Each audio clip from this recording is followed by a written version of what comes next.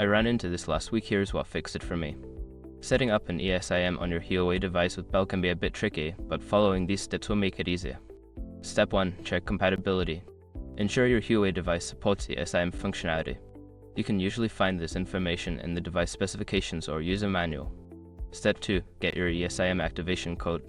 Contact Bell customer service or log into a Bell account to request an ESIM activation code. This code is typically sent via email or SMS. Step 3. Open the ESIM settings. On your Huawei device, go to Settings Mobile Network, add Mobile Plan.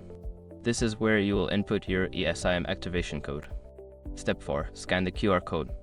Use your device's camera to scan the QR code provided by Bell.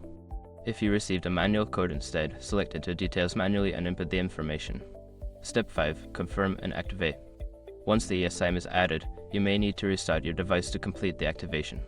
Check your network settings to ensure the ESIM is active.